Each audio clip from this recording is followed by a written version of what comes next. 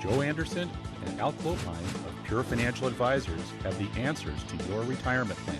This is your money, your wealth. Here's a thought. Imagine that you died yesterday.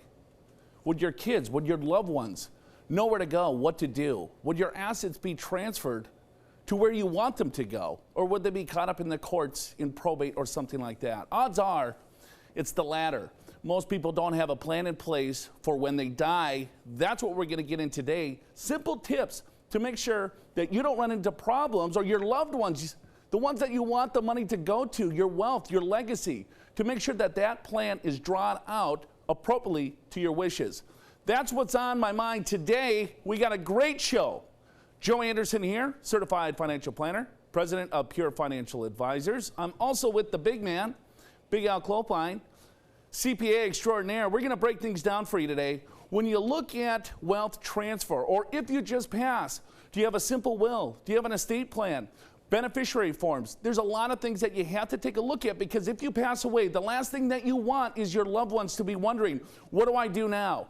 What do I do now? If I look at the statistics here today, 64% of Americans don't even have a simple plan in place. 64%.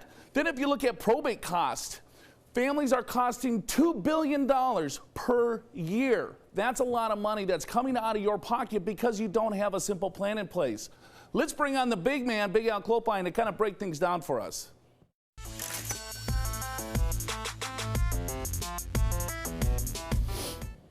Big Al, you know, we're kind of switching gears today. We talk about retirement quite a bit, but I think this type of planning is just as important, or even more, for some individuals. Well, it is, Joe, and a lot of times we want to put it off because we're talking about our own demise. But the truth is, we all know it's going to come at some point, and wouldn't you rather have the knowledge to know your assets are going to go where you want them to go to? So that's what we're going to talk about today, and specifically we're going to get into 4 estate planning type tips. So the first one is make sure that you have a will or a living trust. Make sure you construct that will or trust. And as we just saw, 64% of you don't even have a basic will. Number 2 is, if you have a trust, make sure you fund the trust. So that means you actually change the title of your assets. Your home now is in the name of the trust. It's not your personal name. And what that does is the trust will work, and you'll be able to avoid probate. So make sure you don't miss that step. Updating your beneficiary forms. This is a big one.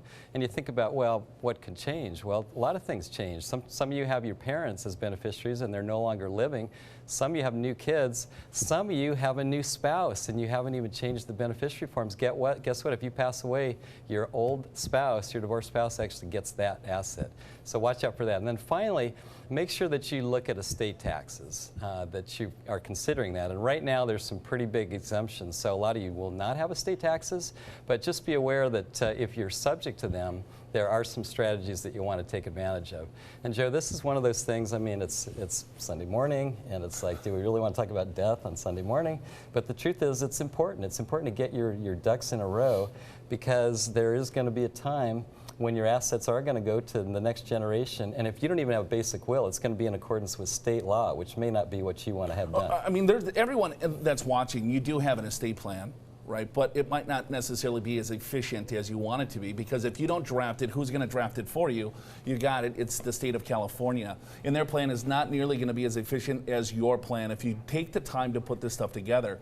The biggest reason I think that most of you have not put an estate plan together is just procrastination. It's like, we were just talking to Lynn Stewart. She's like, well, I'm afraid to put this thing together because as soon as I sign the documents, something bad's going to happen to me. I'm telling you, that's probably not going to happen. Yeah, and people, they don't realize how important it is, and a lot of people assume they're not wealthy enough. I'm telling you, everyone needs an estate plan. Yeah, I mean, if you're 18 years of age, you should probably have financial powers of attorney, or just some simple form of an estate plan. Yeah, exactly right. And of course, as we mentioned, I mean, you think about, well, I don't really want to talk about this because it forces me to think about end-of-life type decisions, but we all need to do it. And it's just one of those things. It's easy to put off. There'll always be tomorrow. But I want to get into what is an estate plan, because a lot of people don't really understand what an estate plan is. So here it is. It's either setting up a will or a trust. And next segment, we're going to go over who should get a will, who should get a trust. It's financial powers of attorney. It's medical powers of attorney. If something happens to you you need to grant financial powers of attorney to another person so that they can access your funds to pay your medical bills and that sort of thing. And then medical directives and so forth. What if you're incapacitated? What are the decisions that you want to have made with regards to your life or treatments and things like that? Well, I think, you know, just looking at those documents, Al, you know, just simple financial powers of attorney, healthcare directives are so important. Everyone absolutely should have those. I agree. Just you know, you could fall off a ladder and be, you know what I mean, just for a month or two, you could get in an accident disabled, and those are so important to make sure that that financial house is still going and functioning as well as you want it to. Yeah, and I would say, Joe, when you think about a will or a trust, there are certain advantages of a trust. Sure. You know, and I guess, you know, right off the bat, the trust avoids probate. So what that means is that your executor doesn't have to go to court. The assets transfer to the next generation or your beneficiaries in accordance to your wishes. It's a much quicker disposition of assets, and it's private. It's not public. So when you go through probate, it's a matter of public record. So if you really want to be more private about your affairs, the estate, the trust, I should say, is really a much better way to go, Joe. Yeah, I mean, I think that's a common question. Should I get a will? Should I get a trust? Well, what is more appropriate for me? When we get back from the break, we're going to break it down. But real simple, if you have any type of assets whatsoever, you should have a will so you know, okay, well, when you're gone, right, that there's a document there to tell the courts or to tell someone where the direction is going to be. If you have more than probably $100,000, if you have real property, then that's where the trust comes in. And so as Al just alluded to, it's like, okay, well, it can save you money in probate costs. It's a quicker transaction because if you look at the probate courts here today in Southern California, you might be waiting quite a long time just to get a court date. So let's bring in an expert. When we get back from the break, what I want to do is bring in Mr. Tom Lawler. He's an estate planning attorney. He's been practicing for many, many years. Big Al's going to talk to him about some simple things that you should be doing with your overall estate plan. So let's talk to the expert when we get back. Show's called Your Money, and it's Your Wealth.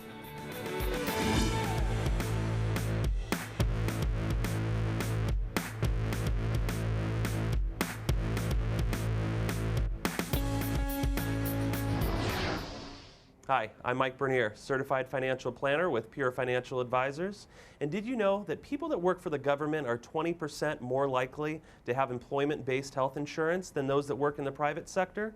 That's according to the Employee Benefits Research Institute.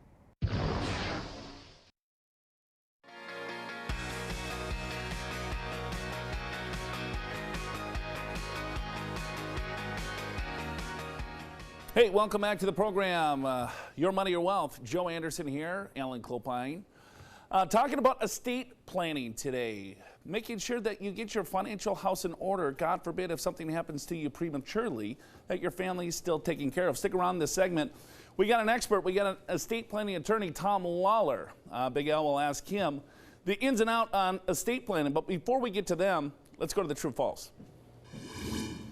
If I want my affairs to remain private after I pass away, I will need to set up a living trust versus a will. And the answer to that question is true, absolutely true, because when you have a living trust, the assets get distributed in accordance to the wishes of your trust, and the trustee goes ahead and takes care of it. It doesn't have to go through court. It doesn't have to go through what's called probate, which is part of court, and it remains private. If you do go through court, if there is probate, it's going to be a public matter, so that's absolutely true. So I can dig in your affairs, Al. I can find out exactly how much money that you have stashed away if you were to pass away. Well, you can't me because I got a living trust. Well, you're sitting next to a man that probably helped you out with that. He did help me out with that. And with that, I'd like to introduce Tom Lawler, who has been our estate planning attorney, associate, I guess, with Pure Financial for quite some time. And Tom, welcome to the show. I'm glad to be here, Al. Thank you. So I got the burning question on everyone's mind, which is, should I get a will or a living trust? What do you say to that? Well, I get that question all the time, Al, and I answer it with a question. I say, do you own a home here in Southern California? Okay, and I do. And you do, and if you do, I'm going to say you need a living trust because you have too much. Living trust because I have too much. What does that mean? Well, basically, if you own real estate here in Southern California, the most you could have is $150,000. And most homes here are more than $150,000. Well, the 150 isn't net, it's gross value. Got it, got it. So if you have $1 million home and you got a $950,000 mortgage, it doesn't count as a $50,000, they count the gross amount. yeah, sadly, it's like a real estate deal. They base the commission on the gross value, not the net. And so it'd have to go through probate, and then there's all kinds of fees to pay through probate. It's a public matter, it takes a while, so you really would rather have a trust in that situation. Yeah, the idea behind the trust is to avoid those things. You want to go inexpensively, privately, and quickly. That's really what the trust does for you versus the probate, which might last a year.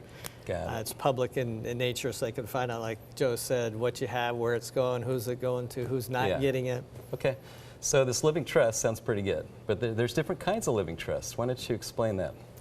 Yeah, so all the living trusts are set up to avoid probate and conservatorship. That's the issues we've been talking about. Those are state court issues.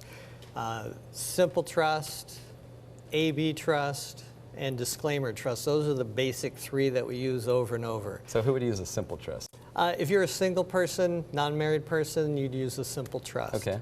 So if you're married, you might consider an AB trust or a disclaimer. So why don't you briefly tell us what those are? Yeah, the AB trust is primarily set up to use that first spouse's estate tax exclusion. So to get that exclusion at the first death, you have to split the trust into two parts. We generically call them A and B. We call them decedents and survivors in our trust. But the idea is we want to get the decedents half of the estate in the decedents trust and apply their exclusion to it. So we've actually used it so that when the survivor passes, it's just their portion of the estate that's potentially subjected to taxes, and they have their whole exclusion to apply against it. So, and with the AB trust, you essentially have another tax entity. You have to file a trust return at that point. The survivor does. Yes. So now you have half the assets in that trust and half the assets in the original living trust, which is a flow-through where you don't have to file. True. Now, what about a disclaimer trust? What does that do? The disclaimer trust we've been using a lot more lately because it's a more flexible trust. One of the problems with the AB trust is even if you don't need that first spouse's exclusion, if your estate's $1 million and the current exclusion is $5,430,000, you still have to split the trust. That means getting the values of the assets, deciding which assets go in which trust, and then actually running around and re-registering all the assets, getting a tax ID, filing tax returns. So that's required with an AB. Disclaimer trust, on the other hand, you have a choice as the survivor. You can choose, based upon the circumstances, the size of the estate, the size of the exclusion, to do nothing, which would be great. And so if the estate isn't that large, you can simply do nothing. It stays a simple trust, it defaults to that, and you just carry on. But on the other hand, if your estate is large enough, then you have the ability as a survivor to split that trust into that AB trust. So the disclaimer trust gives you the ability to split it if you want to, but you don't have to. And if you don't have to, it's much simpler. Much simpler. So that's a good way to go. So Tom, fantastic. You made this complex subject easy to understand. I'm happy to help. And so I'm going to say, if you want more help on estate planning, go to our website. I think it's on the screen, Your Money, Your Wealth TV. You can find out more about us. You can find out more about Tom, and get some more information about estate planning. Make sure you do this stuff right. So, Joe, I'm going to say that probably the next thing, if you set up a trust, here's what we see all the time. People forget to change the title of their assets. They don't fund the items in the trust, and then it doesn't really do much good to have a trust in that case. Yeah, I mean, if you take a look, all right, so I think Tom clearly explained exactly the difference between a will and a trust, so I want to thank Tom for that. He got a little technical. I'm with you, though. I'm with you. But here's a problem. Let's say if you did have a trust, all right? So here's one of the biggest mistakes that we see is that, all right, well, here I established a trust.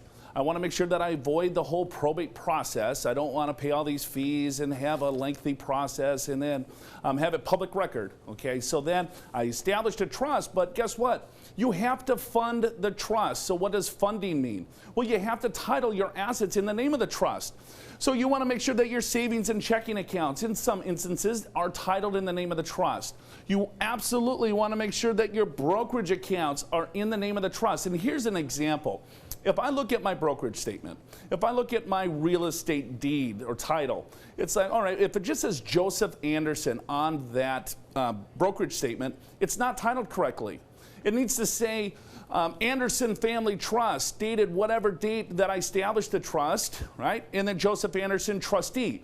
You want to make sure that it's titled correctly. If you refinance your house, a lot of times what happens is that the mortgage company will take the house outside of the trust, right, the titling of it, to refinance because a trust is an entity. It doesn't have a FICO score.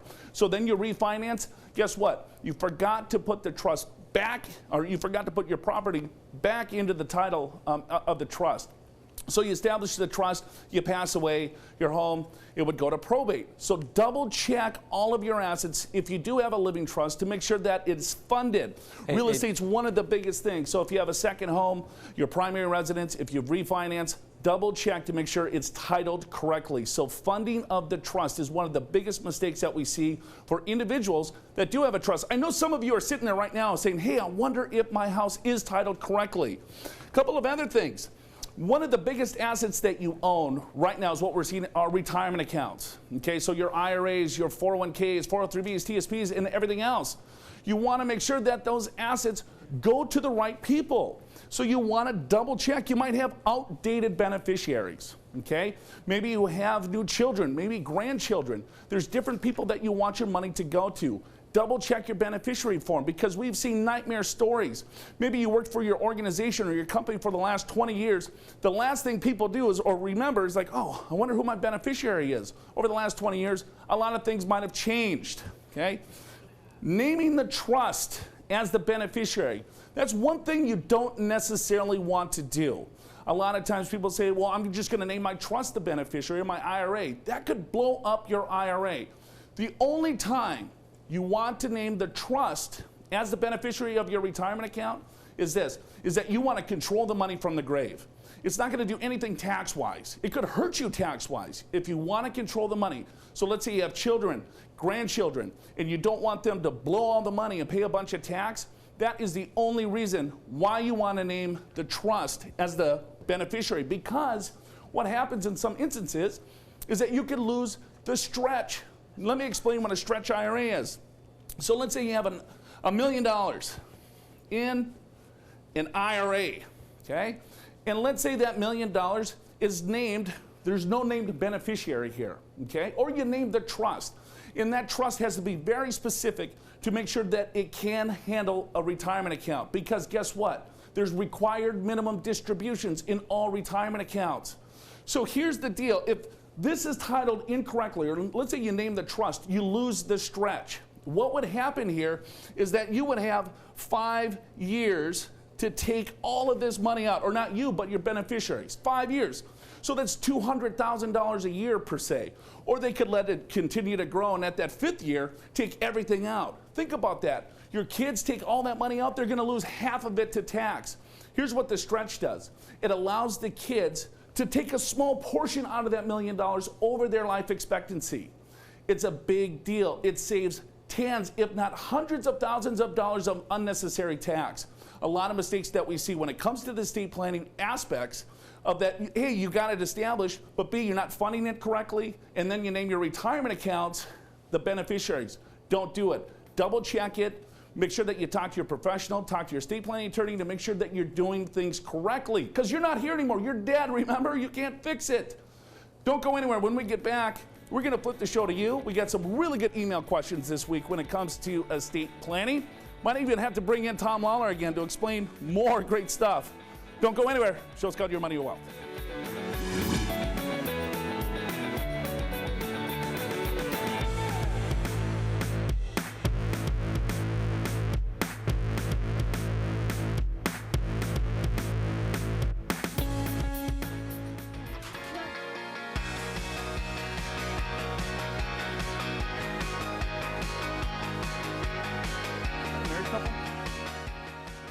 Hey, welcome back to the show. Show's called Your Money, Your Wealth. Joe Anderson, Big Al Clopine hanging out on a Sunday morning. Happy Sunday morning to you. Talking estate planning today. We also have Mr. Tom Lawler on. Let's go to the true false. See how you did here. If I designate my 16-year-old grandson as my IRA beneficiary, he won't have to take the required distribution until he turns 59 and a half. And that is absolutely false. And this, a lot of people don't really realize this, that when a non-spousal beneficiary, so this is any person besides your spouse, when they inherit your IRA, they have to start required distributions right away, regardless of their age, based upon their life expectancy. And you know what? If you don't do it, it's a 50% penalty. So you want to make sure that you do it. Joe, this is one that's missed often. 50%, that's 50, Al. That's one of the most egregious penalties in the tax code. So when your beneficiary goes to a non-spouse, your kids, your grandkids, nephews, nieces, always have a conversation with them. You have to have a family meeting, because when they inherit that money, they're just going to spend it potentially. You got to make sure, hey, keep it in the name of you, the deceased, but they do have to take a required distribution. If they don't, it's a 50% penalty. Speaking of taxes, Al, there's a lot of different things in regards to death when it comes to taxes. There could be ordinary income tax. There could be the estate tax as well. Here's a quick example of what you have to look out for. Right now, you have to have a very large net worth. Okay, so this is a quick example of someone that has a $20 million net worth. And when you look at that large of net worth, most people are going to be subject to an estate tax unless they do some complex estate planning. But just a quick example is that the estate tax alone on this estate is going to be $5.8 million. Then the DB plan tax. What happens here is that if I have a retirement account, right, as you pass, the heirs have to pay tax on this. And what we see a lot of times is that, all right, well, here, they have this real estate. They don't necessarily want to sell the real estate, right? So they look at the retirement account. So they sell the retirement account, think that's liquid assets, so they can keep the real estate to pay the tax. Well, now you're paying estate tax and ordinary income tax to pay the tax, It's an awful, awful situation where here it's a 52% tax at death, half. We've seen up to 80% tax in some cases. Now, a couple of other things. I want to bring Tom back in. So Tom, here is the estate tax exclusion. So $5.4 million. I get this question quite a bit, Tom, is that, all right, well, here, this is the largest we've seen, because I'm sure when you started practicing law, people could only pass, what, $600,000? That's correct, yeah. 600 grand, and now it's 5.4. Where do you think this number is going to go? Whether it actually is an inflation rider built into the law right now, so it's going to continue to go up, probably about $100,000 a year. So do you think that's going to continue to stay, or do you think it will go back to the $1 million level? Well, I think it'll stay for a while. I think we have maybe a good 10 years with that. But then after that, it's there's a big deficit out there that the government wants to get down, and that's a good way to do it, is drop that tax back down to, say, $1 million or maybe $2 million. Al, let's go to the email questions. Okay, here we go. Larry Rancho Bernardo. He says, I'm concerned about estate taxes when I pass away. I'm single with assets of about $2 million. What will be the estate tax liability for me? And the answer to that is actually nothing, Larry. This is brand new. And as Tom was just talking about, the estate tax exemption has been all over the place, from $600,000 to $1 million to $3.5 million. Now we're $5.4 million. So if your estate is less than $5.4 million, as of today's law, there is no estate tax. If you're over that, then anything over that is going to be taxed at a 40% tax rate. And that's what Joe was just talking about. If you're over these limits, make sure that you get in with a tax attorney, an estate planning attorney, because there are a lot of advanced estate planning strategies, from family limited partnerships to charitable trusts and on and on and on, to actually significantly reduce that estate tax. What's the, let's go to the next one. What else you got? Okay, I got one from Perry in Carlsbad. And he writes, my accountant tells me that I have an estate tax problem. Can't I just give my assets to my kids to avoid the whole mess? And we get that question sometimes. You can't skirt the law. If you give your assets to your kids, you have to file a gift tax return. And the tax rate on the gift tax return is basically the same as the estate tax. These two things are intertwined together. So realize that just by giving assets to the kids, you still have a tax consequence. You have to file a gift tax return. So you can give assets before you pass. You just have to file that gift tax return. Yeah, but I mean, let's say I have an estate under, this $5 million, right? And so maybe I want to give my assets to the kids. That would avoid the probate process too, right? But here, then all of a sudden your kids own your assets. So, you want to make sure that you're pretty nice to your kids then at that point. It would avoid the probate process and all that mess. But just remember that now your children own your assets. So that is our estate planning show today. I want to thank Mr. Tom Lawler. I appreciate him coming on board, one of the best estate planning attorneys in Southern California. Next week, we got another great show lined up, so join us again for Big Al Clopine. I'm Joe Anderson. You just watched another episode of Your Money, Your Wealth. Have a great weekend, everyone.